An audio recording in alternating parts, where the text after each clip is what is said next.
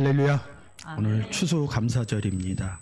1년 중에 제일 풍족한 날들이죠. 그래서 우리는 추수감사절이 되면 교회에서 많은 곡식, 과일을 갖다 놓으리고 추수감사절 예배를 드립니다. 그래서 추수감사절은 어떻게 보면 교회에서 제일 풍성한 절기 중에 한 날입니다. 그러면 왜 성경에 없는 왜 추수감사절이 생겼을까요? 우리가 이 시간을 통해서 추수감사절 유래를 조금 생각해 보도록 하겠습니다. 지금 보시는 것처럼 추수감사절 유래입니다. 1620년 영국 청교도들이 종교적 박해를 피해 미국 신대륙에 정착 후 1921년 첫 추수 때 감사 예배를 드린 것에서 유래합니다. 원주민 와파노아 그 족이 함께 칠면조와 사슴 고기를 나누며 축제를 즐겼으며 이것이 미국의 추수감사절의 시작입니다. 이 추수감사절은 영국에서 아주 말씀대로 살았던 청교도들이 박해를 받아요. 그래서 박해를 받아갖고 그 영국을 떠나서 여러분들이 지금 아는 미국으로 이주를 하게 됩니다. 그래서 그 이주한 해에 첫 번째 땅에서 나오는 수확을 얻은 것입니다. 그 미국에는 또 원주민이 있었겠죠. 그 원주민들을 전도를 한 것 같습니다. 그래서 그들과 함께 이 추수감사절 예배를 드린 것이 오늘날 추수감사절의 유래입니다. 우리나라는 곡식하고 과일 이런 부분을 놓지만 미국은 주로 칠면조를 많이 놓습니다. 사슴고기를 나누며 이렇게 기록되어져 있죠. 그래서 이 추수감사절 유래는 미국에서 시작되었다 이렇게 보셔도 무관할 것 같습니다. 그러면 유대계에서 지내는 추수감사절이 있는가? 성경에는 추수감사절은 있지 않아요. 지금 유대계에는 추수감사절이 있지 않습니다. 근데 수학의 의미로 추수의 의미로 보시면 초실절, 칠칠절, 초막절. 초실절에는 보리 추수를 하시고요. 칠칠절, 지금의 오순절이죠. 밀추수를 합니다. 그리고 초막절에는 지금 나온 것처럼 한 해의 최종 수확을 거둬들이는 것이죠. 그래서 유대인들은 초막절에 수확에 대한 감사 축제가 있다고 그럽니다. 그래서 성경하고는 조금 달라요. 그래서 우리가 생각하시는 성경 부분에 추수감사절 이런 의미는 없어요. 그냥 지금 보시는 초실절, 칠칠절, 초막절의 그 의미를 집어넣어서 보는 것입니다. 미국에서 시작됐기 때문에 과일을 이렇게 갖다 놓고 보시는 것이죠. 그러면 진정하게 성경에서 생각하는 추수감사절도 있겠죠. 그래서 유대인의 추수란 이런 의미도 숨겨져 있습니다. 쭉 보시면 제가 4가지를 했는데 이 우리하고 좀 날씨가 달라서 이런 의미로 추수를 합니다. 그래서 룻게 뭐 보리 추수 이 의미도 있고요. 이런 밀농사 추수 6월 7월이 있죠. 그리고 포도의 수확은 9월 10월 이렇게 되고 뭐 올리브 열매 수확도 9월서부터 11월 중순까지 이런 의미로 많이 알고 있습니다. 우리가 무슨 절기를 따르면 유대인의 절기를 많이 따르는데 추수감사절 같은 경우는 유대인의 절기를 따르지 않고 미국의 청교도들이 갔을 때 첫 예배로 하나님께 감사 예배를 드리는 추수감사절의 의미를 생각하고 있습니다. 그래서 우리가 추수감사절 되면 이렇게 과일을 갖다 놓고 예배를 드립니다. 이게 보편적인 추수감사절 예배의 대표적인 내용이죠. 그래서 한 해 동안 삶에서 삶 가운데 이루어진 추수감사절의 의미를 얘기하는데 성경에서는 추수의 의미는 제가 볼 때 딱 이 부분을 통해서 이야기를 하고 있습니다. 요한복음 15장입니다. 나는 참 포도나무요 내 아버지는 농부라. 물은 내게 붙어 있어 열매를 맺지 아니하는 자는 아버지께서 그것을 제해 버리시고 무릇 열매를 맺는 가지는 더 열매를 맺게 하려 하여 그것을 깨끗하게 하시느니라. 너희는 내가 일러준 말로 이미 깨끗하여졌으니 내 안에 거하라. 나도 너희 안에 거하리라.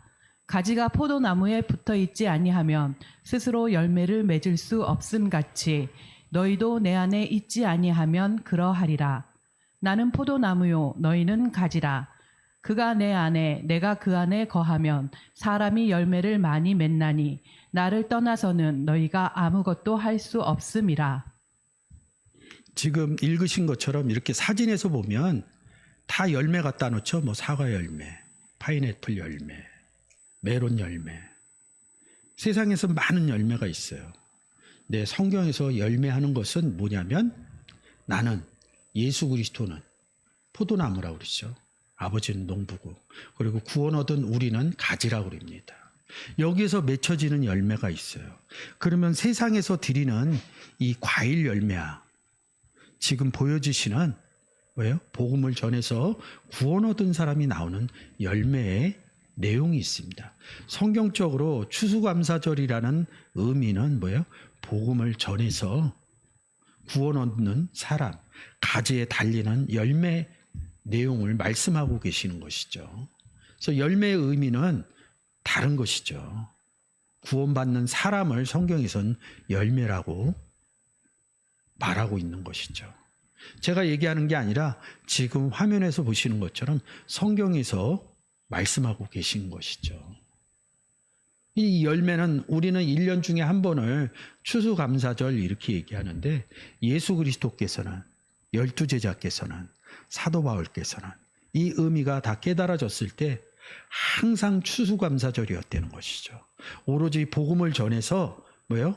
하나님께 열매 드리는 구원 얻은 사람을 산제사로 드리는 삶 가운데 매일매일이 추수감사절이었다는 것입니다. 그래서 우리가 교회 절기로 추수감사절도 중요하지만 우리의 삶의 내용으로 하루하루가 복음을 전하는 추수감사절이었으면 좋겠습니다. 요한복음 4장을 통해서 추수하게 되었다. 이런 내용으로 오늘 은혜를 나누고 있죠. 이 추수를 언제 하느냐? 우리나라는 절기상으로 지금이죠. 가을에 추수를 하죠. 근데 유대는 여름에 추수를 합니다. 이게 조금 달라요.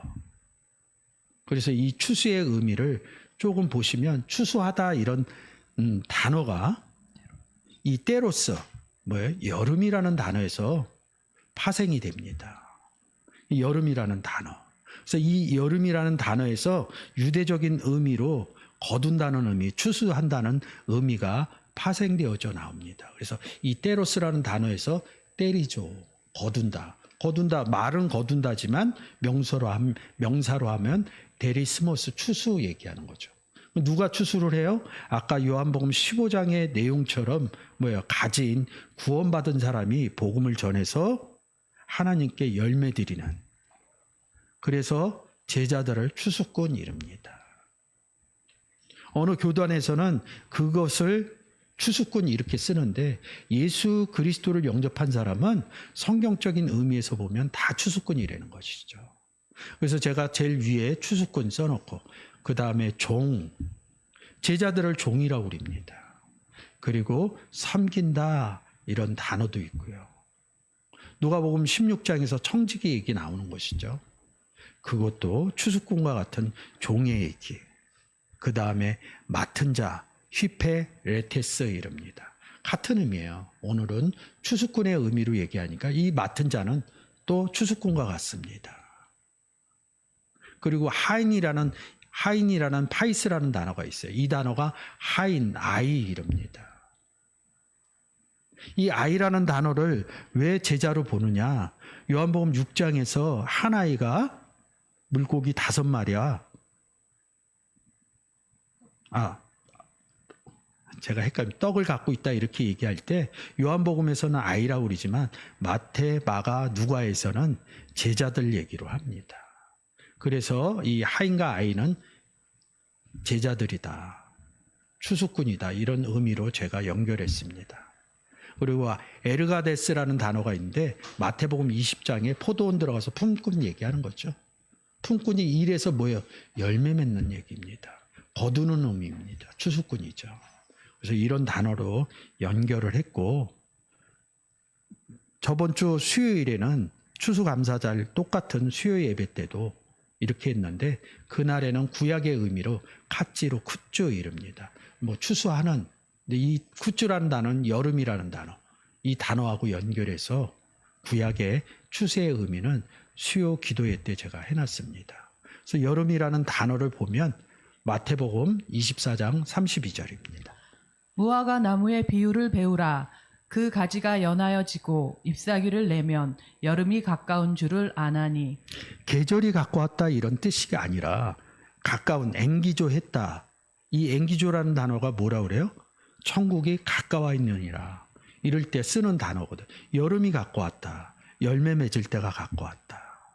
이 의미로 생각을 하셔야지, 계절의 의미로 하면 예수 그리스도를 영접한 나라들이 많아요. 그 계절이 다 달라요.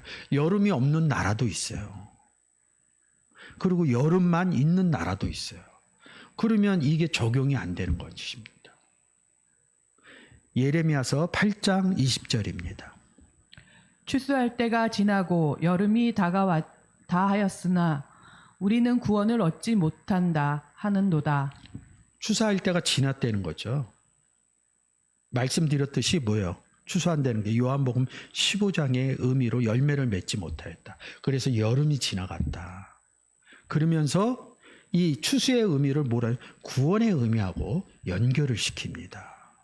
구원을 얻지 못했다. 열매를 맺지 못했다. 쉽게 해서 자꾸 구원을, 나의 구원만 얘기하는데 우리가 복음을 전하면 열매를 맺으면 열매된 사람이 구원을 얻는 것이거든요. 그래서 구원을 얻지 못했다.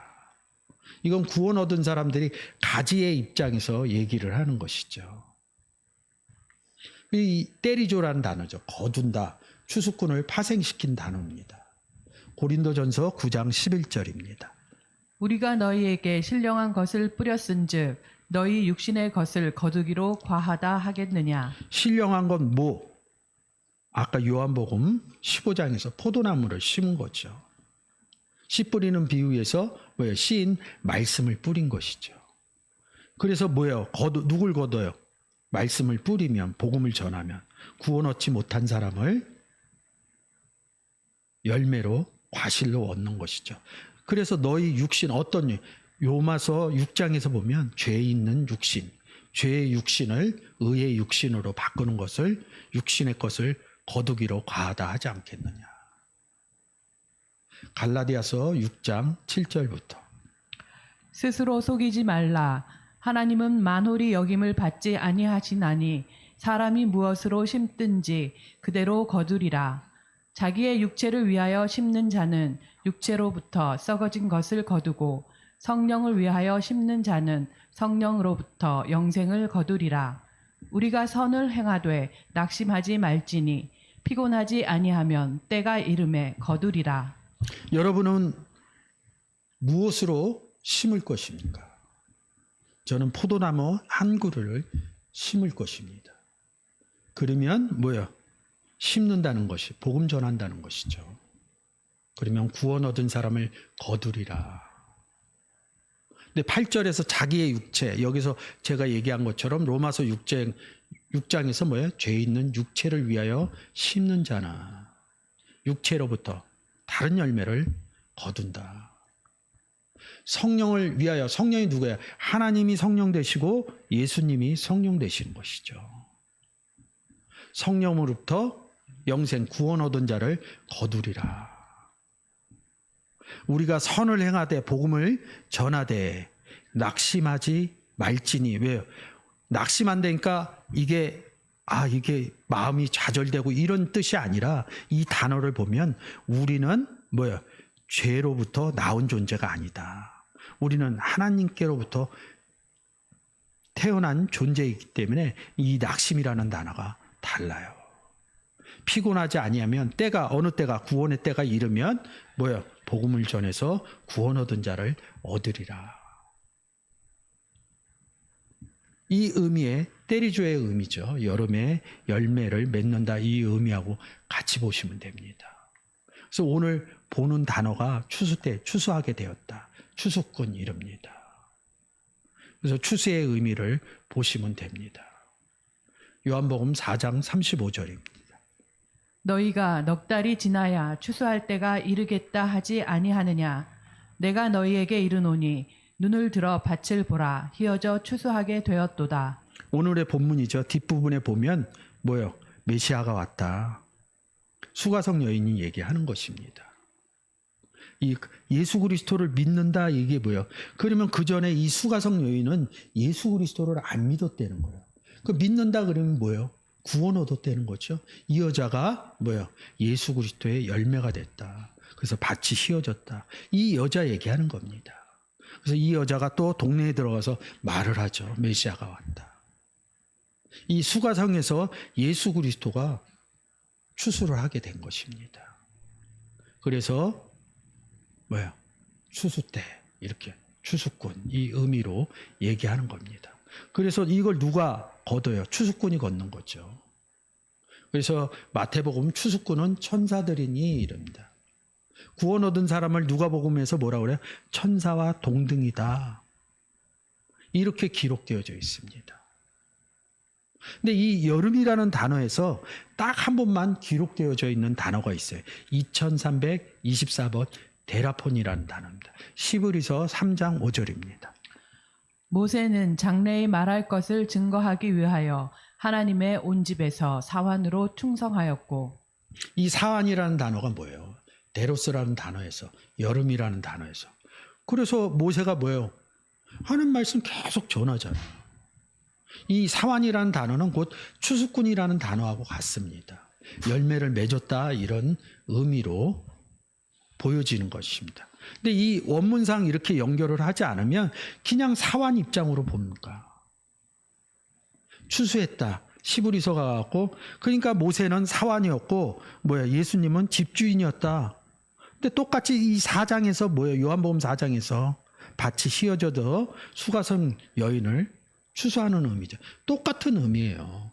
근데 한글적인 의미로 보니까 성경의 의미로 보지 못하니까 주인이고 종이다 이런 개념으로 보는 거예요. 높낮이를 보는 거예요. 높낮이를. 같은 입장에서 보면 예수님이 더 앞서시죠. 근데 예수님도 복음의 일을 했고 이 모세도 복음의 일을 했고 우리도 구원 얻은 우리도 복음의 일을 하는 것입니다. 똑같은 의미입니다. 근데 우리가 삶적인 의미에서 집주인과 종과 주인의 아들 이런 의미로 본다는 거죠. 근데 집주인의 아들도 복음을 전했고요. 사환인 모세도 복음을 전했다 이런 의미로 넘어가질 못한다는 것이죠. 그래서 제가 매번 얘기해 주잖아요. 예수 그리스도가 이 땅에서 오셔서 하신 일은 복음 전한 일뿐이 없다. 사도 바울도 12제자들도 오직 복음을 위해서 이 땅에 삶을 이루어 나가셨다. 이런 내용으로 얘기를 하는 것이죠. 열매를 걷는다는 것은 뭐예요? 구원 얻지 못한 사람에게 복음을 전해서 이 구원 얻지 못한 사람이 예수 그리스도를 영접하여 열매가 되는 과정이죠. 근데 성경에서는 또 뭐라고 그러냐면 예수 그리스도를 영접하면 온전한 사람이라고 그럽니다. 근데 온전하지 못하면 뭐라고 그래요? 이 세상적인 의미를 끌고 왔어요. 온전하지 못하다는 것이 육신적인 입장에서 육체적인 입장에서 볼 때는 병이 걸렸다 이렇게 봅니다. 그래서 이 데로스라는 단어에서 거두다는 의미에서 데라퓨라는 단어 고쳐준다. 누굴 거둬요? 구원 얻지 못한 사람을 거둬주거든요. 근데 구원 얻지 못한 사람이 예수 그리스도가 없죠. 그리고 병 걸린 거죠. 온전하지 못한 상태죠. 그래서 고쳐준다 이런 의미가 이 의미에서 기록되어져 있는 것입니다. 마태복음 8장 7절입니다. 가라사대 내가 가서 고쳐주리라. 고쳐준다는 거죠. 이 의미를 보시면 그러니까 우리가 이 단문 이 부분만 보면 고쳐준다 이렇게 생각을 합니다. 병 고침을 받았다. 병 고침의 의미를 계속 써져 있는 거예요. 마태복음 4장 23절. 예수께서 온 갈릴리에 두루 다니사 저희 회당에서 가르치시며 천국 복음을 전파하시며 백성 중에 모든 병과 모든 악한 것을 고치시니 고칠 때 어떻게 해요? 복음이 전파돼야 돼요. 복음 전파되는 것을 잊어버리는 거예요. 근데 우리는 세상에서 살면서 이제 겨울이 오면 제일 많이 오는 병이 뭐예요? 감기죠. 그리고 나이 들면 병이 들죠. 병이 들면 이 땅의 삶을 마감하게 됩니다. 그래서 병 고치는 이런 부분을 세상의 내용으로 가져왔어요. 근데 성경에서 사복음서에서 보면 뭐예요? 고치는 얘기가 있는데 고칠 때 꼭 이렇게 얘기합니다. 내 믿음이 너를 구원하였다. 병 고치는 얘기를 구원의 믿음의 구원 부분으로 내용을 바꾼다는 것이죠. 마태복음 9장 22절입니다. 예수께서 돌이켜 그를 보시며 가라사대 따라 안심하라 내 믿음이 너를 구원하였다 하시니 여자가 그 시로 구원을 받으니라. 그러면 여기서 뭐야? 혈루증 병 걸렸던 여자가 병 치료해야 됐다. 이 부분에 생각을 하실 거예요. 구원을 받았느니라. 이 부분으로 보실 거예요. 구원 받으려면 누가 필요해요? 예수 그리스도 외에는 구원할 이름을 주지 않았다는 거예요. 하나님 외에는 구원할 이름이 없다는 것입니다. 시편에 기록되어져 있죠. 이 병 고친 것이 곧 뭐예요? 구원을 받았다는 것이죠. 그래서 이 단어가 추수의 의미에서 병 고침 이 의미로 나왔다는 거죠. 마가복음 10장에서 바디메오도 뭐예요? 눈을 뜨게 된 것도 내 믿음이 너를 구원하였느니라.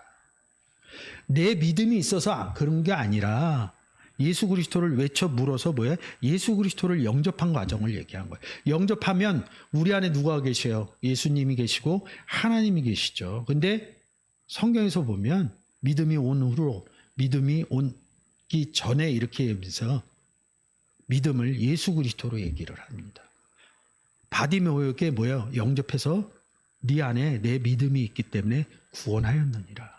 그래서 너를 구원하였느니라. 이게 우리가 쓰는 한글의 어법하고 달라요. 네 안에 믿음이 있기 때문에 이 믿음이신 예수 그리스도가 너를 구원하였느니라. 이런 의미로 기록되어져 있다는 것이죠. 10명의 문둥병자 얘기도 마찬가지죠. 내 믿음이 너를 구원하였느니라. 이게 다른 것이죠. 야고보서 2장 14절입니다. 내 형제들아 만일 사람이 믿음이 있노라 하고 행함이 없으면 무슨 이익이 있으리요 그 믿음이 능히 자기를 구원하겠느냐. 믿음하고 구원 관계를 얘기한 것이죠. 행함에 비추어서 야고보서는 말씀하고 계십니다. 사도행전 14장 9절. 바울의 말을 하는 것을 듣거늘 바울이 주목하여 구원받을 만한 믿음이 그에게 있는 것을 보고 그 사람이 구원받을 만한 믿음이 있어서 구원해 준 게 아니에요. 이 14장의 내용을 잘 보시면 뭐예요? 구원 얻는 과정을 얘기한 거예요. 믿음을 줘서 네 안에 믿음이 있다 이런 의미로 기록되어진 것입니다. 그래서 병 고친다 이런 의미가 뭐예요? 열매 추수한다 이런 의미입니다. 누구를 줘서? 포도나무인 예수 그리스도를 줘서 구원 얻는 의미로 얘기를 하는 것이죠. 그래서 이 의미가 고쳐진다 이런 의미가 여러분께 잘 여름하고 거둔다 이런 의미에서 왔다는 내용으로 잘 은혜스럽게 전해 주셨으면 좋겠습니다. 추수 때가 이루었다 이렇게 얘기하는 것이죠. 뭐 이런 부분에 데르메라는 단어가 있는데 뜨겁다 이런 의미로 있어요. 여름이 덥죠. 그런 의미로 뜨거운가. 사도행전 28장에서 항해하다 어느 섬에 들어가서 토인들을 만나게 되죠. 그래서 뱀이 손을 물습니다. 뜨거움으로 인하여 독사가 나와 그 손을 물은지라. 그러면서 그 뒤에 구원을 얻었다. 구원의 의미로 또 연결을 시킵니다. 뜨겁다 이런 단어에서 데르마이노 이런 단어가 나와요. 불을 쬐다. 지금 보여지는 마가복음, 요한복음 이 내용이 뭐냐면 예수 그리스도가 대제사장 집에 들어가서 끌려가서 베드로가 쫓아 그 대사장 집에 들어가서 불 쬐는 장면입니다. 불은 여기서 하면 말씀을 쬐는 거하고 같습니다. 빛을 쬐다 이런 내용으로 제가 이런 부분을 많이 해놨어요. 근데 대제사장 집이었기 때문에 이 대제사장은 예수 그리스도를 죽이려고 해요. 다른 빛을 쬐준 겁니다. 다른 예수를 얘기하는 것입니다. 이 대제사장. 그래서 부인하게 되는 내용들이 기록되어져 있는 것입니다. 그래서 이 사복음서에서 이렇게 4번이나 기록되어 있어요. 3번 부인하리라 이렇게 되어 있잖아요. 함께 하속들 그들 종하고 함께 불을 쬐는 것입니다. 그들과 같이 불을 피우고 불빛을 향하여 앉은 것. 다른 불빛을 향하여 앉은 것입니다. 이 내용들은 제가 굉장히 많이 했어요. 근데 이 단어들이 뜨겁다 이런 단어들이 여름, 추수의 의미로 연결이 되어집니다. 이 단어만 잘 불쬐지는 이런 부분까지 보면 성경에 어떤 레토릭으로 얘기하고 있는지 잘 성경의 내용을 파악할 수 있는 단어 중에 하나인 것입니다. 그래서 베드로가 이렇게 부인하죠. 3번을. 그래서 마태, 마가, 누가, 요한복음 이렇게 썼습니다. 불을 쬐다 이런데 빛을 쬐다 포스 이럽니다. 여기서는 피르라는 불이라는 하나님 말씀은 불이요 이런 의미에서 불은 또 불 가운데 던져지리다. 구원 얻지 못한 상태를 얘기하는 것이죠. 불빛 이런 부분들. 쬐더라. 앉았다. 이런 부분들이 좀 다릅니다. 이 단어가 여름이라는 단어, 뜨겁다, 거두다 이런 단어와 연결돼서 열매의 이야기로 되는 것입니다. 이게 추수의 의미인 것입니다. 그래서 이 단어를 통해서 여러분들이 추수, 성경에서 얘기하는 추수감사절의 의미를 잘 생각하셨으면 좋겠습니다. 요한복음 4장의 내용이죠. 4장 35절입니다. 잠시만요. 네, 35절입니다. 너희가 넉 달이 지나야 추수할 때가 이르겠다 하지 아니하느냐. 내가 너희에게 이르노니 눈을 들어 밭을 보라. 희어져 추수하게 되었도다. 추수의 의미는 단어로 제가 얘기했고, 근데 왜 쉬어졌느냐? 이 의미가 또 성경적인 의미가 담겨져 있겠죠. 쉬다 이런 의미는 루코스라는 단어입니다. 그리고 등불, 등대 이런 의미. 등이죠. 예수 그리스도를 등이라고 그러죠. 계시록에서. 그 의미하고 연결이 되는 것입니다. 신색 이런 의미가 아닙니다. 신, 의자 이런 의미로 보시면 됩니다. 그래서 류코스 이릅니다. 마태복음 17장 2절입니다. 저희 앞에서 변형되사 그 얼굴이 해같이 빛나며 옷이 빛과 같이 희어졌더라. 누구 얼굴이요? 예수님의 얼굴이죠. 얼굴. 예수님 자체가 시다, 류코스다 이런 뜻입니다. 계시록 20장 11절입니다. 또 내가 크고 흰 보좌와 그 위에 앉으신 자를 보니 땅과 하늘이 그 앞에서 피하여 간데 없더라. 신보좌, 백보좌라고 그러죠. 이 신보좌가 어디 있어요? 하늘에 있는 것이죠. 신보좌가 있었다. 예수 그리스도의 보좌가 있었다. 이런 뜻입니다. 이 단어에서 리크노스 등이란 단어가 나오죠. 계시록 21장 23절입니다. 그 성은 해나 달의 비춤이 쓸데없으니 이는 하나님의 영광이 비추고 어린 양이 그 등이 되심이라. 예수 그리스도가 등대는다는 뜻이죠. 그래서 등 얘기가 나오면 예수님하고 연결해서 보시면 됩니다. 그래서 이 앞부분의 내용이 뭐예요? 이 수가성 여인하고 얘기하는 거죠. 처음에는 물 갖고 얘기합니다. 생수를 어디에서 먹겠느냐. 근데 이 여자는 땅에 있는 우물에서 팔려고 그러는 거고요. 근데 내가 주는 물을 먹는 자는 목마르지 않다. 예수 그리스도는 어디 있길래? 하늘에서. 그리고 어느 물이 나와요? 내 배에서 생수의 강이 흘러나리라.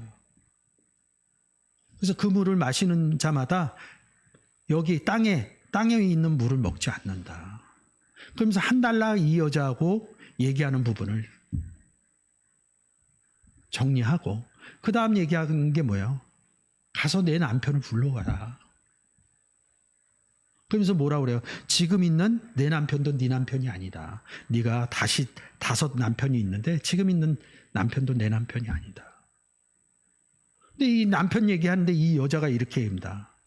주여 내가 보니 주는 선지자로서 있다. 뭐예요?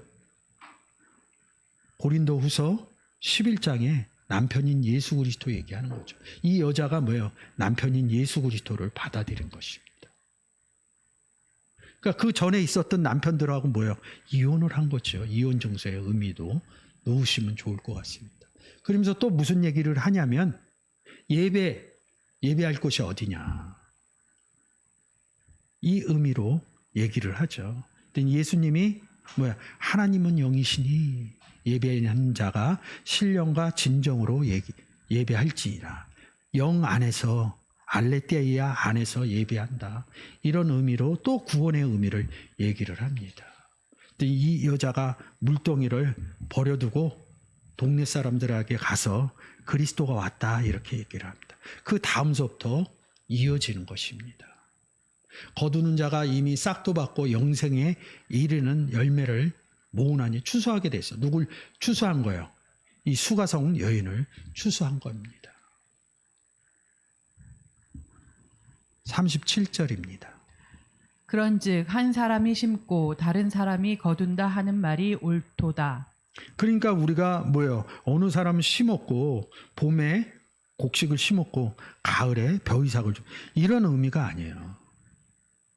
창세기에서 보면 상수리 나무에 아브라함이 있는데 여호와 하나님이 왔다 그럽니다. 거기까지 보면 괜찮은데 그 바로 밑에 구절에 사람 셋이 왔다. 저 혼자 이렇게 보이잖아요. 저 한 사람이잖아요. 하나인데 성경에서는 우리가 세상적인 의미를 쓰지 않고 내 안에 하나님이 계십니다. 내 안에 예수 그리스도가 계십니다. 그래서 임마누엘 얘기를 하면서 또 나눌 때는 내 안에 한 사람인 하나님이 계시고 내 안에 한 사람인 예수 그리스도가 있고 그리고 저와 한 사람. 그래서 기도할 때 뭐예요? 2-3 사람 있는 곳에서 이럽니다. 그러니까 몸 밖에서 2-3 사람이 아니라 나와 함께 하신 하나님을 얘기할 때 2-3 사람 이런 의미로 얘기하는 겁니다. 그럼 내가 얘기하면 뭐예요? 누가 심어요? 그러니까 이 성경의 의미를 잘 아셔야 돼요. 그날에는 성령 하나님이 말씀을 하신다. 너희 안에서 예수님이 말씀을 하신다. 말씀하시는 게 뭐예요? 심는 것입니다.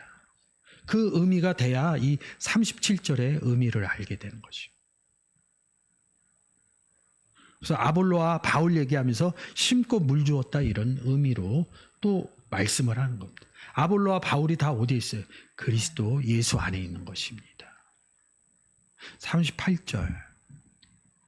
내가 너희로 노력지 아니한 것을 거두러 보내었노니 다른 사람들은 노력하였고 너희는 그들의 노력한 것에 참여하였느니라. 제가 37절의 의미를 얘기한 내용하고 같습니다. 이 의미가 알아줘야지 세상에서 추수하는 여러 사람과 함께하는 그런 의미가 아닙니다. 그리스도 예수 안에 있는 사람 그리고 하나님의 일을 행하심 예수님의 일 행하심을 알아야 이런 부분들을 알 수 있는 것이죠. 39절입니다. 여자의 말이 그가 나의 행동한 모든 것을 내게 말하였다 증거하므로 그 동리 중에 많은 사마리아인들이 예수를 믿는지라. 자, 이 앞구절에서 뭐예요? 이 여자가 동네 사람들한테 가갖고 그리스도가 왔다 이렇게 얘기를 합니다. 그래서 뭐예요? 또 들어가서 왔다 그러니까 그 사람들이 나왔겠죠. 예수님 앞에. 그래서 동리 사람 중에 많은 사마리아인이 예수를 믿는지라. 열매가 됐다는 거죠. 예수님을 믿었다는 게 뭐예요? 예수님 영접했다는 것이죠. 그리고 예수님 믿기 전엔 뭐예요? 구원 얻지 못했다는 상태이겠죠. 그럼 예수님 믿으면 뭐예요? 구원 얻었다는 것이죠. 그래서 요한복음 15장의 의미로 하나님 농부요, 예수님 포도나무요. 가지의 얘기를 하면 복음을 전했더니 뭐예요? 구원 얻지 못한 사람들이 예수 그리스도를 영접한 것이죠. 영접했다는 다른 의미는 뭐예요? 39절의 의미에서 예수님을 믿는지라. 성경에서 추수는 복음을 전했을 때, 구원 얻은 사람이 나올 때, 예수 그리스도를 영접할 때, 예수님을 믿을 때, 이럴 때가 추수의 의미라고 요한복음 4장을 통해서 얘기를 하는 것입니다. 근데 35절, 36절만 읽고 앞뒤 내용을 안 보고 뒷 내용을 보지 않고 이러면 우리가 세상에서 가을이면 벼이삭 추수하시죠. 저희 나라에서는 뭐예요? 가을에 과일이 제일 맛있다 그럽니다. 그 의미로 추수의 의미를 생각한다는 것이죠. 성경의 추수의 의미는 복음을 전했을 때 예수 그리스도를 영접하는 사람들이 나올 때 그 의미가 추수의 의미로 나오는 것이죠. 그래서 이 40절 뒤에서 뭐예요? 하늘에서 내려온 참떡 얘기를 하는 것이죠. 요한복음 6장에서 떡의 의미를 얘기를 하는 것입니다. 그래서 우리의 추수감사절은 복음을 전할 때 추수감사절이 이루어진다, 이렇게 생각하셨으면 좋겠습니다. 오늘 추수감사절이 끝나면 절기가 끝나는 게 아니라 우리는 앞으로도 계속 수가성 같은 여인을 만나서 복음을 전해서 추수하는 삶들이 이 땅에 살아가는 날까지 여러분들이 추수감사절의 의미로 살아가시길 주의 이름으로 축원드립니다.